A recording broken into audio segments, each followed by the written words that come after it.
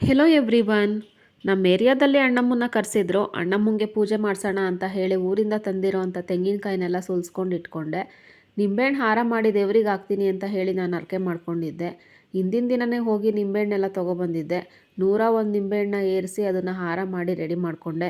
ಈ ರೀತಿ ನಿಂಬೆಹಣ್ಣಿನ ಹಾರ ಮಾಡಿ ಶಕ್ತಿ ದೇವಿಗೆ ಹಾಕೋದ್ರಿಂದ ನಮ್ಮ ಕುಟುಂಬದಲ್ಲಿ ಏನೇ ದೃಷ್ಟಿ ದೋಷಗಳಿದ್ರು, ಸಂಕಷ್ಟಗಳಿದ್ರು ನಿವಾರಣೆ ಆಗುತ್ತೆ. ನಮ್ಮ ಸಂಕಲ್ಪಗಳು ಏನೇ ಇದ್ರೂ ಅದು ಬೇಗನೆ ಈಡೇರುತ್ತೆ. ನನ್ನ ತಂಗಿಯವ್ರ ಊರಿಂದ ಬಂದಮೇಲೆ ಮಕ್ಕಳನ್ನೆಲ್ಲ ಕರ್ಕೊಂಡು ಪೂಜೆ ಮಾಡಿಸೋದಕ್ಕೆ ಅಂತ ಹೇಳಿ ಹೊರಟ್ವಿ. ನಮ್ಮ ಆಂಟಿನೂ ಸಹ ಅಷ್ಟಲ್ಲಿ ಬಂದರು. ಅವರು ಸಹ ಅಣ್ಣಮ್ಮನ ಮುಂದೆ ಕೋಳಿ ಕಟ್ ಮಾಡ್ತೀನಿ ಅಂತ ಹೇಳಿ ಹರಕೆ ಮಾಡ್ಕೊಂಡಿದ್ರಂತೆ. ನನ್ನ ತಮ್ಮ ಹೋಗಿ ಕೋಳಿನ ತೊಗೊಬಂದ. ದೇವ್ರಿಗೆ ಪೂಜೆ ಎಲ್ಲ ಮಾಡಿಸಿ ಕೋಳಿಗೆ ತೀರ್ಥ ಹಾಕ್ಸಿ ಕೋಳಿನೂ ಕಟ್ ಮಾಡಿಸಿದ್ವಿ. ಕೆಲವರು ಆರತಿಗಳನ್ನೂ ಸಹ ಮಾಡಿ ತೊಗೊಬಂದಿದ್ರು. ಇದು ಅಣ್ಣಮ್ಮ ದೇವಿಯ 16ನೇ ವರ್ಷದ ವಾರ್ಷಿಕೋತ್ಸವ ಆಗಿರುತ್ತೆ. ಅಣ್ಣಮ್ಮನ ಕೂರಿಸಿರೋ ಹತ್ರ ಅಂತೂ ಫುಲ್ಲು ಜಾತ್ರೆ ವೈಬ್ಸ್ ಕ್ರಿಯೇಟ್ ಆಗಿತ್ತು. ದೇವ್ರಿಗೆ ಪೂಜೆ ಎಲ್ಲ ಮಾಡಿಸಿ ನಾವೇನು ಮಾಡಿದ್ವಿ ಅನ್ನೋದನ್ನ ಮುಂದಿನ ಬ್ಲಾಗಲ್ಲಿ ನೋಡಿ. Thanks for watching.